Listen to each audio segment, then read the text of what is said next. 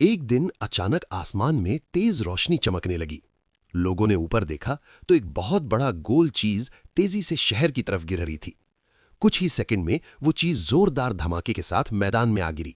जमीन हिल गई, चारों तरफ धूल का गुबार फैल गया और लोग डर कर इधर उधर भागने लगे। जब धूल थोड़ी शांत हुई तो कुछ हिम्मती लोग धीरे धीरे उस चीज के पास पहुंचे। पास जाकर देखा तो सब दंग रह गए। वो कोई पत्थर नहीं बल्कि एक बहुत बड़ा लड्डू का पहाड़ था। कोई इसे भगवान का चमत्कार कह रहा था तो कोई इसे बुरा संकेत मान रहा था।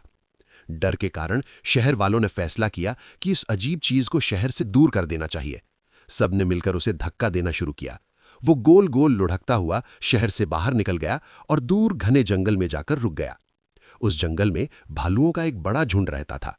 जब उन्होंने इतने बड़े लड्डू को देखा तो पहले डर गए, लेकिन जैसे ही एक भालू ने उसे हल्का सा चखा, उसकी आंखें चमक उठीं। अरे, ये तो बहुत मीठा है। फिर सभी भालू खुशी खुशी उस लड्डू को अपनी गुफा में ले गए। उधर शहर में धीरे धीरे हालात खराब होने लगे। कुछ ही दिनों में खाने पीने की चीजें खत्म होने लगी, बाजार बंद होने लगे, महंगाई बढ़ गई और लोग भूख से परेशान होने लगे।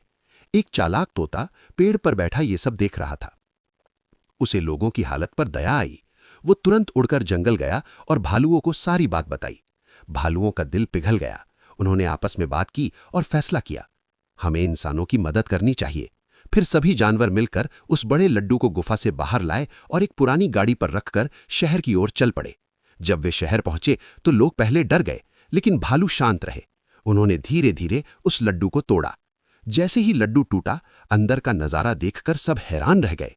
उसके अंदर से सैकड़ों छोटे छोटे लड्डू और चमकते सोने के सिक्के निकल पड़े। लोग खुशी से झूम उठे। सबने पेट भरकर खाना खाया और उन सिक्कों से अपनी जिंदगी फिर से सुधार ली। धीरे धीरे शहर में खुशहाली लौट आई। लोग फिर से हंसने लगे।